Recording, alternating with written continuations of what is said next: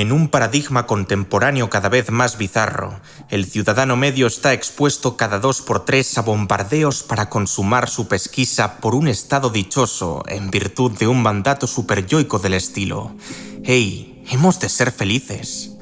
De hecho, hay sociólogos que se refieren a este fenómeno particular como la dictadura de la felicidad.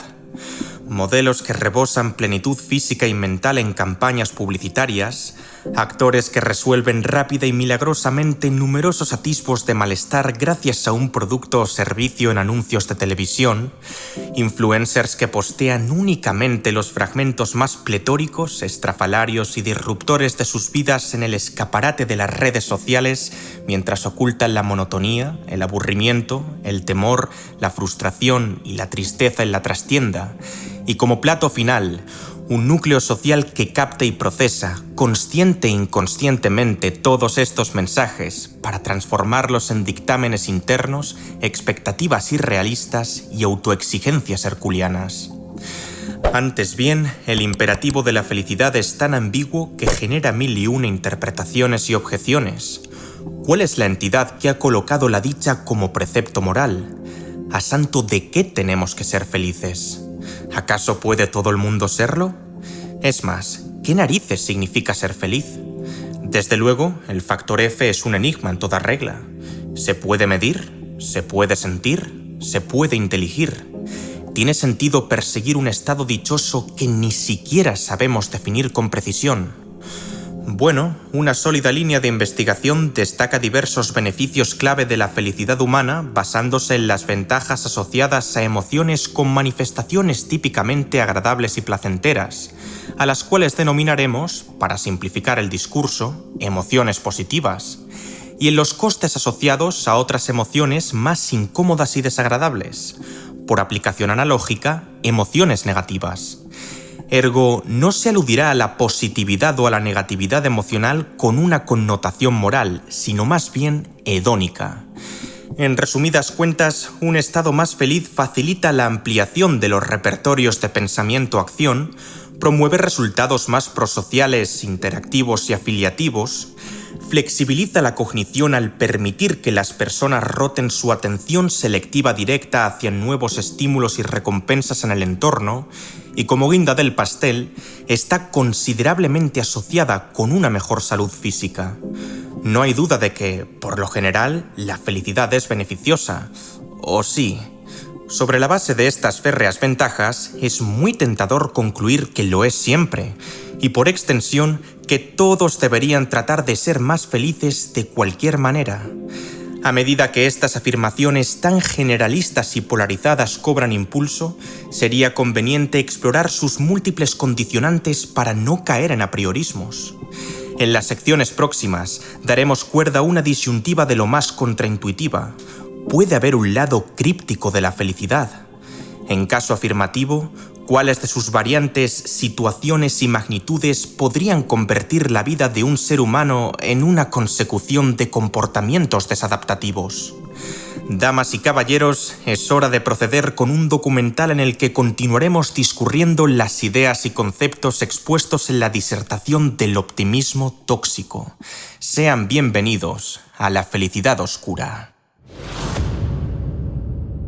Para comenzar, ¿qué es la felicidad? Ha de entenderse como la frecuencia, intensidad y duración de sensaciones agradables en comparación con otras que causen más estragos en la estabilidad psíquica. ¿Podría ser también la capacidad de experimentar placer al realizar tareas y actividades que coloquen al sujeto en un profundo estado de flujo? Sería quizás más adecuado aludir al establecimiento y adopción de un propósito de vida que encaje con los principios y valores individuales y al mismo tiempo contribuya al bienestar comunitario. O simple y llanamente, bastaría aludir a esa sencilla actitud para disfrutar de las pequeñas cosas al filo de una Hakuna Matata. Bien, pues se plantearían distintas respuestas dependiendo del enfoque que uno adquiriese para con este dilema tan complejo. A grandes rasgos, se considera que la felicidad comprende al menos 3 componentes: más afectividad positiva, menos afectividad negativa y decente satisfacción vital. Los dos primeros pilares reflejan aspectos emocionales, afectivos y anímicos desde un plano más fisiológico y objetivo. Grosso modo, cabría identificar a las emociones como respuestas más agudas, temporales y venideras, mientras que los estados de ánimo constituyen cuadros de mayor regularidad, estabilidad, intensidad y persistencia. En cambio, el tercer factor es principalmente cognitivo, es decir, se basa en evaluaciones subjetivas de un statu quo concreto como cómputo integral que sintetiza el paraje emotivo con la atención, percepción, memoria, pensamiento, etc. Según el biólogo Huberto Maturana, aquí entraríamos en el terreno del sentimiento, véase, la interpretación racional y específica de una o varias emociones que han pasado por el filtro de la conciencia, y del estado mental, véase, la interpretación general y holística del estado de ánimo individual. Pese a que no siempre es sencillo establecer una clara línea divisoria entre ambos términos, ya tendríamos suficiente margen para distinguir emociones tan básicas como la ira, la alegría y la tristeza, de sentimientos y estados tan intrincados como la bienaventuranza, el resentimiento, la melancolía o la desesperación. Por ejemplo, una persona que se encuentra triste un lunes por la mañana o está pasando por una mala racha no tendría por qué autoevaluarse como infeliz desde un plano global. Tan pronto podría concluir que su vida carece de sentido como que esa misma tristeza va a ser una sensación pasajera o una fuente de crecimiento y aprendizaje. Por este motivo, no es de extrañar que exista una amplia heterogeneidad en la conceptualización de la felicidad cognitiva. Por un lado, plurales escuelas dentro de la filosofía clásica abordan dos cualidades que, presumiblemente, afectan a la felicidad: la sabiduría o sofía, vinculada en psicología a la cognición, y el carácter, comportamiento o ethos, relacionado en psicología con la conducta. Verbi Gracia, la vertiente estoica se enfoca en un autodiálogo que realza un locus de control interno, en la reconstrucción adaptativa de los eventos extrínsecos y en el rechazo de los bienes materiales, siendo este último factor un punto de encuentro con el cinismo. Por su parte, el paradigma epicúreo se centra en la ausencia de las perturbaciones físicas y mentales como indicador inequívoco de bienestar, procediendo así a un cálculo hedónico que maximice el binomio placer-dolor en la línea temporal al filo del autocontrol. Mientras tanto, el eudaimonismo aristotélico coloca el foco en la autorrealización de las metas y el ejercicio de la virtud entendida como moderación entre dos extremos viciosos. Por otro lado, el enfoque humanista orientado al existencialismo pone de relieve la trascendencia de un sentido vital que proporciona al sujeto un esquema motivacional y una dirección concreta bajo el armazón de una axiología ligada a la libertad personal y la responsabilidad individual. Por suerte, disponen de una extensa biblioteca en el canal en caso de que deseen profundizar en cualquiera de las susodichas temáticas. Dando por sentada la enorme complejidad del problema, creo conveniente mencionar algunas investigaciones que arrojan luz sobre factores biológicos que contribuyen significativamente a explicar el estado anímico del individuo. Probablemente conozcas a algunas personas que se encuentran casi siempre relativamente contentas y a priori parece que poco importa lo que les ocurra. A la inversa, también es harto asiduo toparse con otras que viven en constante irritación, disconformidad y mal humor independientemente de los privilegios que el mundo ponga a sus pies. Dicho esto, ¿cómo se pronuncian la psicología y la neurociencia con respecto a dicha aserción? Para comenzar, la existencia de estudios que confirman que el ser humano nace con determinadas tendencias cognitivo-conductuales en función de su herencia genética ya no es ningún secreto. En lo que a felicidad se refiere, expertos en neurociencia como Joe Donaldson y Larry Young remarcan un hecho sorprendente. Si bien existen factores psicológicos, materiales y sociales que ejercen una notable influencia sobre el estado de ánimo, nuestros genes determinan exógenamente las bandas de fluctuación sobre las cuales oscila el mismo.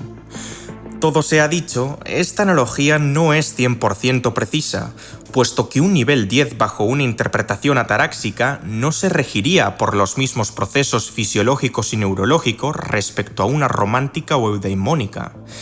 En cualquier caso, existe una creciente evidencia en que los neuropéptidos, la oxitocina y la vasopresina modulan el comportamiento de grupo, la cognición social y ciertas emociones primarias como el miedo o la alegría. En este sentido, los estudios en humanos sugieren que la variación en los genes que codifican sus receptores podría contribuir, en mayor o menor medida, a que se den ciertos cambios en la conducta social y emocional debido a alteraciones en la función cerebral. Otro estudio llevado a cabo por Louis Phillips y Rachel Mitchell vincula ciertos neurotransmisores como la dopamina, la norepinefrina, la melatonina y las endorfinas con un carácter, mentalidad y estado anímico más o menos favorable según sus niveles de segregación. Con todo, varios centros de investigación como la Universidad de San Diego en California, la Universidad de Zúrich en Suiza y la Escuela Médica de Harvard confeccionaron uno de los análisis más importantes realizados hasta la fecha, el cual se titula Genes, Economía y Felicidad. Bajo el mando del profesor Jean-Emmanuel Deneuve, el equipo de científicos extrajo las siguientes conclusiones. Tras explorar la influencia de la variación genética sobre el bienestar subjetivo con una muestra representativa de gemelos, concluimos que el primer factor explica en un 33% la variabilidad del segundo. Aunque diversos estudios anteriores han demostrado que la felicidad inicial es significativamente hereditaria, son pocas las investigaciones que han considerado las asociaciones genéticas moleculares con la satisfacción vital. Estas respuestas se basan en el estudio del gen que codifica la proteína transportadora de serotonina, biomolécula que actúa como neurotransmisor para regular la conducta social, sexual y alimentaria, los estados de ánimo, los ritmos circadianos, la atención, la ansiedad y un largo listado de procesos fisiológicos. Al examinar dicho gen en más de 2.500 personas, los investigadores infirieron que aquellas que tenían un alelo largo eran un 8% más proclives a describirse a sí mismas como sujetos satisfechos. En suma, el porcentaje aumentaba un 17% para quienes poseían dos alelos largos. Habida cuenta de esto, el equipo declaró lo siguiente. Este hallazgo explicaría por qué cada cual tiene un nivel de referencia único de la felicidad y también por qué ciertos individuos tienden a ser naturalmente más felices que otros.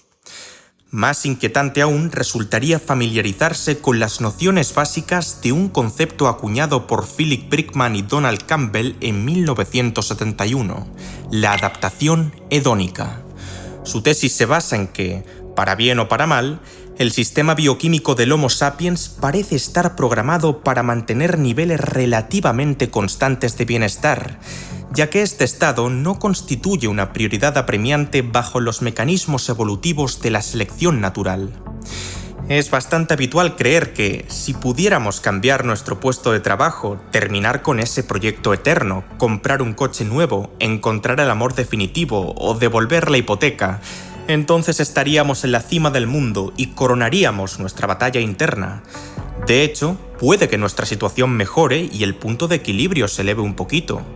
Sin embargo, si la hipótesis del bienestar subjetivo o ajuste hedónico fuera cierta, la hipotética sensación de euforia y satisfacción experimentada en un principio y puesta en marcha mediante varios neurotransmisores mencionados anteriormente no duraría demasiado.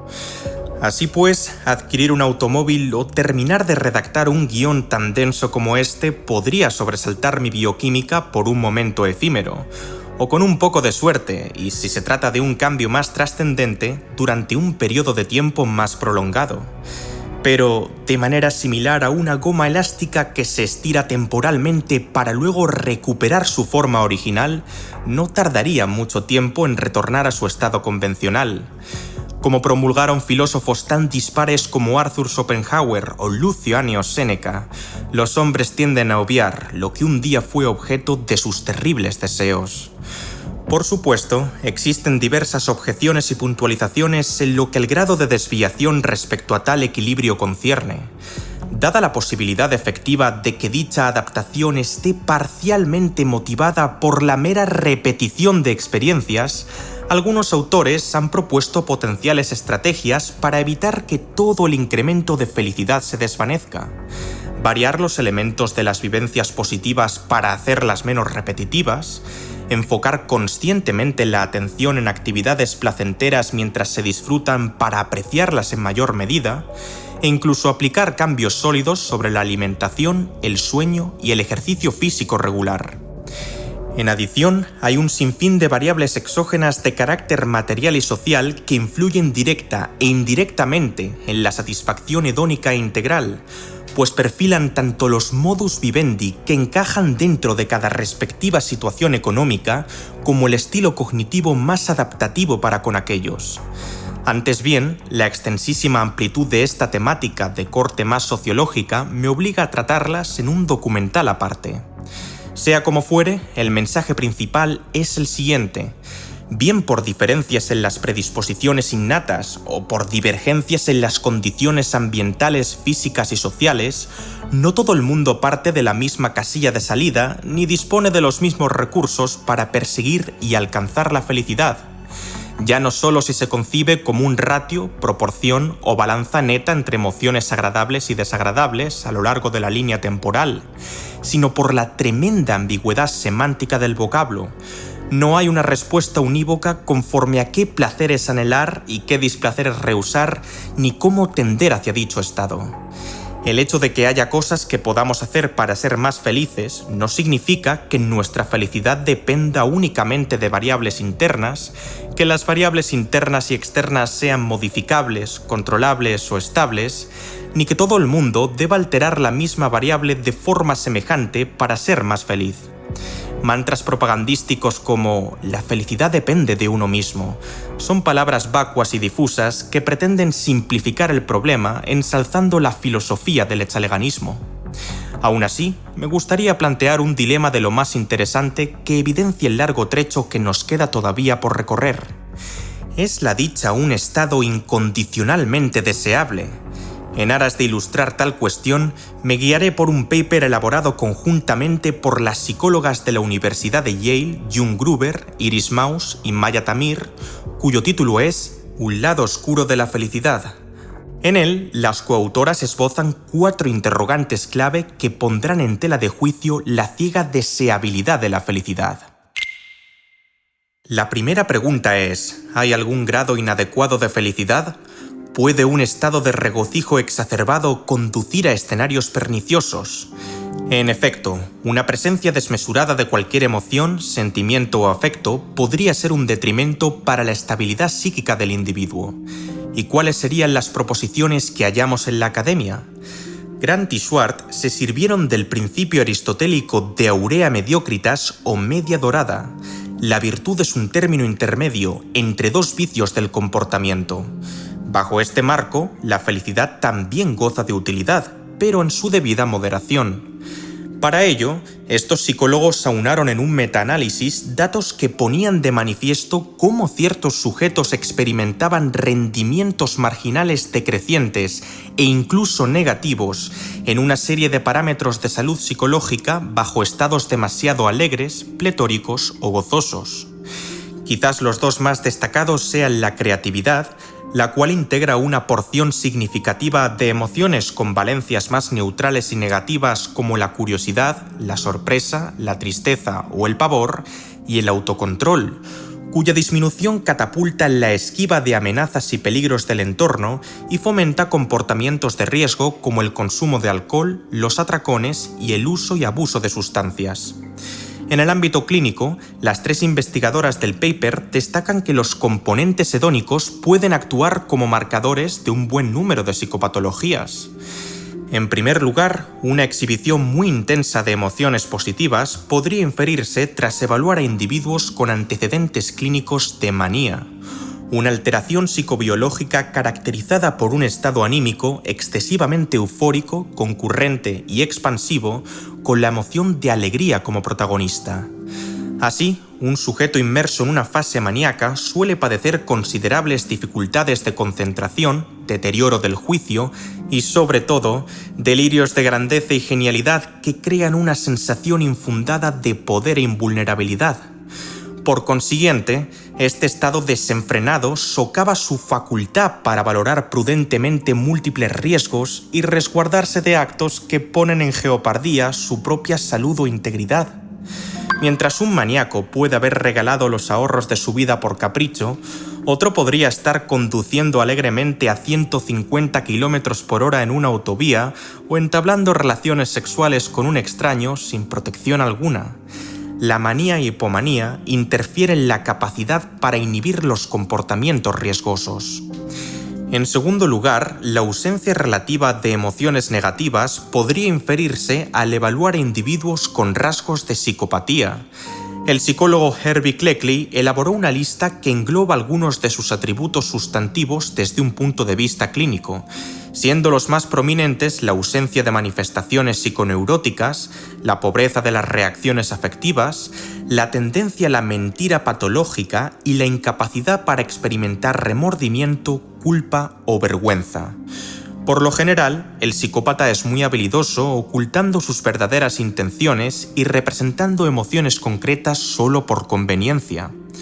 Por su parte, Robert Hare también hizo un esfuerzo por reunir ciertos patrones conductuales, tales como la propensión hacia la manipulación, el control deficiente de los impulsos, la pérdida del sentido moral y otros aspectos más adjetivos como la crueldad, la irritabilidad, la promiscuidad, etc. Si se considerase la psicopatía como vertiente del trastorno de la personalidad antisocial, destacaríamos un patrón generalizado de desprecio por el bienestar ajeno combinado con un desapego emocional hacia el entorno propio. En relación con esto, se observa un déficit primario en emociones negativas como el miedo o la ansiedad. Esta limitación en el espectro emocional se suele apreciar en la atenuación de las respuestas reflejas de sobresalto y en las expresiones faciales convulsas frente a una extensa variedad de estresores. La segunda pregunta es, ¿hay algún momento inapropiado para la felicidad? En la medida en que las emociones tienen correlatos cognitivos, conductuales y motivacionales particulares, diversas teorías funcionales sugieren que éstas serán presumiblemente adaptativas en aquellos contextos, situaciones o circunstancias en los que generen implicaciones deseables. Sin ir más lejos, las personas suelen sentir alegría en respuesta al logro de una meta, miedo en respuesta a una amenaza física, ira en respuesta a una ofensa injusta. Así pues, las emociones positivas pueden preparar al individuo para la generación de recursos, mientras que las negativas pueden prepararlo para la lucha contra un agresor. En este sentido, la preparación para almacenar o crear recursos tiende a ser adaptativa cuando el entorno es lo suficientemente ordenado, predecible y seguro, pero no necesariamente cuando es caótico, impredecible o amenazante. Claro, ¿para qué proveerse si ni siquiera hay garantías fiables de que vayamos a poder conservar las provisiones? Del mismo modo, la disposición al conflicto podría ser adaptativa cuando uno se enfrenta al enemigo, pero no cuando está rodeado de amigos que le apoyan. Por ende, puede haber momentos inadecuados para sentir emociones positivas, así como momentos adecuados para sentir emociones negativas. Desde una perspectiva fisiológica, las emociones implican cambios que preparan al organismo para una acción relevante en un contexto determinado.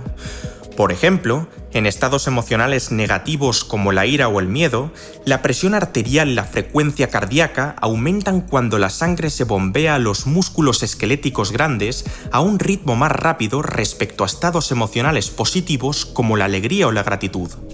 Por este motivo, las personas que no experimenten cierto grado de temor o enfado en situaciones peligrosas que requieren respuestas vigorosas y activas ante los desafíos ambientales podrían estar en desventaja. Desde una perspectiva cognitiva, las emociones influyen en la manera en que los seres humanos procesan la información que perciben, atienden y recuerdan. En primer lugar, estas orientan al individuo hacia las características del entorno relacionadas con los objetivos. Verbigracia, la curiosidad puede sesgar la atención hacia potenciales recompensas para incentivar la acumulación de recursos. El miedo, por el contrario, hacia las posibles amenazas para que la persona pueda lidiar con ellas tan pronto como surjan. Esto implica que una persona extremadamente optimista puede encontrarse en desventajas funcionales y comparativas desde el momento en que detecte o perciba estímulos peligrosos en su entorno. En segundo lugar, las emociones no solo influyen en lo que las personas atienden, sino también en cómo procesan a posteriori la información atendida mediante la memoria, el juicio y la toma de decisiones.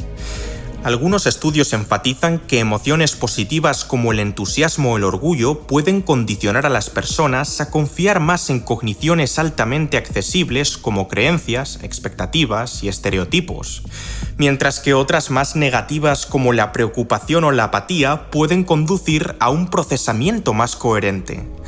Todo sea dicho, también hay evidencia que puntualiza un mayor performance cognitivo general en estados positivos, especialmente en lo que concierne al cálculo, así como plurales distorsiones y prejuicios que afloran en estados negativos, de modo que la positividad y la negatividad no siempre conducen a un procesamiento heurístico y sistemático, respectivamente. Desde una perspectiva social, las emociones influyen sobre la conducta individual y grupal ajena. Un ejemplo de ello nos remite a las expresiones de tristeza, un claro indicador de que una persona podría requerir ayuda, consuelo y compañía. Cuando alguien pasa por un duelo tras la pérdida de un ser querido, puede de facto beneficiarse al expresar aflicción, porque facilita la obtención de ayuda por parte de los demás, cosa distinta a expresiones positivas que comunican a terceros que todo está bien. En definitiva, bien sea por sus implicaciones fisiológicas, cognitivas o sociales, tanto la presencia de emociones positivas como la ausencia de emociones negativas pueden ser beneficiosas en algunas circunstancias, pero no en otras. La tercera pregunta es, ¿hay maneras contraproducentes de perseguir la felicidad? ¿Quién no ha expresado alguna vez el deseo de ser más feliz de lo que ya es? Prima facie, la toma de conciencia, evaluación, diseño e implementación de un plan cuyo objeto sea elevar la satisfacción vital no tendría por qué ser nada malo si es que las personas disponen de las herramientas psicológicas adecuadas para hacerlo. Adquirir habilidades de regulación emocional flexibles, frecuentar actividades y lugares que nos resultan agradables, construir un núcleo social basado en la recíproca comprensión y apoyo. Sin embargo, la maximización de la positividad a costa de la negatividad no es una tarea que deba tomarse deontológicamente, a saber, sin importar el modus operandi. En lo que a esto respecta, no han sido pocos los pensadores e investigadores que han observado cómo la persecución de la dicha se da de bruces consigo misma en más ocasiones de las que nos gustaría admitir, llegando inclusive a crearse un efecto paradójico. Cuanto más la buscamos, menos aptos somos para encontrarla y disfrutarla, especialmente cuando nos reina la impresión de que coronar está a la vuelta de la esquina. A tales efectos, los hallazgos de Mauss, Tamir y Anderson sugieren que una fijación demasiado excesiva por aumentar el umbral de felicidad está correlacionada con un mayor sentimiento de soledad. Dos escenarios puestos sobre la mesa en pos de explicar este fenómeno son el enfoque en las ganancias personales a expensas de ciertas conexiones sociales, verbigracia, en el aislamiento por adicción al trabajo o workaholismo, o la atribución de éxito a los resultados por encima de los hábitos, procesos y mejoras, verbigracia en la frustración por incumplimiento de expectativas. En cuanto al segundo punto, Jung, Iris y Maya expresan lo siguiente. Las metas y objetivos fijados por los seres humanos no solo recogen sus objetos de deseo. En suma, contienen implícitamente los estándares con base en los cuales valoran sí y cuánto han consumado sus logros. Esto es, qué condiciones tienen que cumplirse para que se den por satisfechos. Por ejemplo, sería de esperar que los estudiantes que depositen su bienestar integral únicamente sobre sus calificaciones en la escuela se sientan altamente defraudados si éstas no se corresponden con sus estimaciones. Así, esta sensación es particularmente frecuente y probable en aquellos sujetos que anexan su valía personal con el éxito en tareas de alto rendimiento. Y ya no solo porque muchas de ellas no estén al alcance de todo el mundo, sino porque se está poniendo el foco en lo que uno obtiene muy por encima de lo que uno hace. Habida cuenta de ello, ¿qué sucedería si cambiáramos los bornes planteando justo la tesis opuesta? Es decir, ¿podría ser que la aceptación de sentimientos y emociones negativos acabase desembocando en una mayor satisfacción? Bueno, pues diversas teorías y terapias de tercera generación otorgaron peso empírico a esta posibilidad sirviéndose de un precepto junguiano. Lo que niegas te somete, lo que aceptas te transforma. Cuando las personas abren la puerta a sensaciones irritantes, desapacibles e incómodas y aprenden con paciencia a canalizarlas adecuadamente con la ayuda de un profesional, dichas experiencias tienden a atraer cada vez menos atención y a mitigar la evaluación metaemocional negativa. En un estudio experimental, Levitt, Brown, Orsillo y Barlow confirmaron esta predicción asignando aleatoriamente una de las 3 siguientes instrucciones a participantes con trastorno de pánico: admisión, supresión o control. Acto seguido, los voluntarios se enfrentaron a una prueba que podía inducir fácilmente síntomas asociados a la ansiedad, y por descontado, fueron los que aceptaron sus sensaciones convulsas quienes informaron sentirse menos ansiosos y más preparados para el desafío. Asimismo, las investigaciones de Kristin Neff en materia de autocompasión exponen cómo la aprobación de emociones negativas también puede ostentar correlatos de bienestar a medio-largo plazo si los individuos aprenden a gestionarlas en lugar de eludirlas. A modo de síntesis, las vías para incrementar la felicidad tienen un factor común: evitan su búsqueda directa y explícita y, a la par, se centran en aplicar modificaciones en las estrategias de gestión emocional, aprendizaje colectivo y actividades de ocio. La cuarta y última pregunta es: ¿hay tipos perniciosos de felicidad? Hasta ahora hemos hablado de positividad y negatividad emocional como 2 estados absolutos y generales. No obstante, la utilización de estos términos acota inevitablemente la pluralidad de estados con valencias positivas y negativas. Sin más rodeos, las emociones pueden variar en su exaltación, véase, la excitación frente a la calma, en su enfoque motivacional, véase, el miedo frente a la cólera, o en su compromiso social, véase, la compasión frente al orgullo. El bienestar viene dado en diferentes sabores según qué emociones sean protagonistas. Por todo ello, no tiene tanto sentido hablar de felicidad como de felicidades. Dicho esto, un examen más riguroso y cercano nos mostrará la existencia de variantes de dicha más desadaptativas y disfuncionales. A pesar de que el mundo académico no ha investigado en profundidad al respecto, las psicólogas propusieron 2 puntos clave. En primer lugar, algunas sensaciones satisfactorias e insatisfactorias perjudican o favorecen, respectivamente, el correcto desarrollo y funcionamiento social en lo que a procesos como la simpatía, la amistad y la confianza se refiere. Por un lado, un orgullo ególatra y arrogante podría considerarse una emoción grata, pero suele ir acompañado de actitudes hostiles, descalificadoras y abruptas hacia terceros, especialmente cuando aflora sin respaldo de logros importantes o destrezas admirables en virtud de una capa narcisista, antisocial o borderline en la personalidad.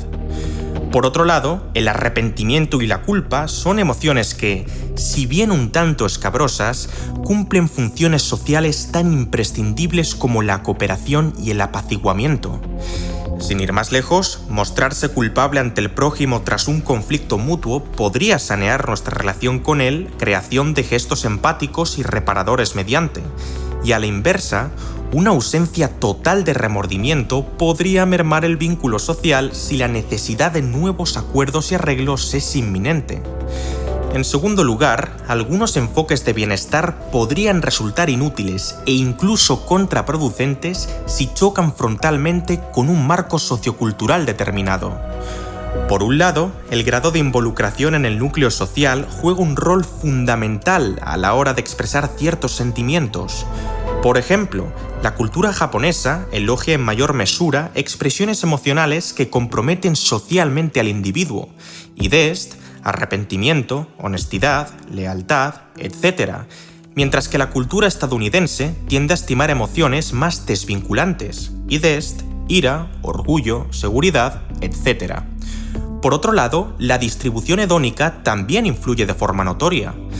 Verbigracia, Uchida y sus colaboradores realizaron un estudio en el que explicaron cómo la felicidad se conceptúa con base en la experiencia hedónica individual y el logro personal en una amplia gama de países occidentales, mientras diversos países orientales la vinculan más con la armonía y sinergia colectiva.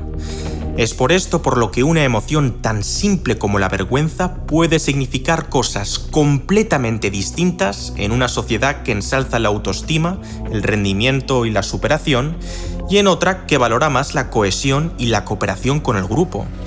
En la primera presenta efectos desadaptativos y se asocia a una ristra de psicopatologías. En la segunda es culturalmente más apropiada. Algo parecido ocurre con otros rasgos de la personalidad como la extraversión y la locuacidad en contraste con la introversión y la discreción. Recapitulando, es posible experimentar la felicidad en un grado excesivo, vivirla en momentos inoportunos, buscarla con métodos ineficientes y adoptarla en variantes improcedentes. Por este motivo, los discursos que nos prometen ignorante, religiosa e inexorablemente ser más felices deberían ser sometidos ex ante al test de la contextualización, tanto desde el punto de vista científico como el filosófico e introspectivo. Así pues, me despido de ustedes con una llamada a la acción que despertó mi interés la primera vez que la escuché. ¿Por qué derroteros caminarías si un oráculo te revelara que jamás lograrás ser dichoso?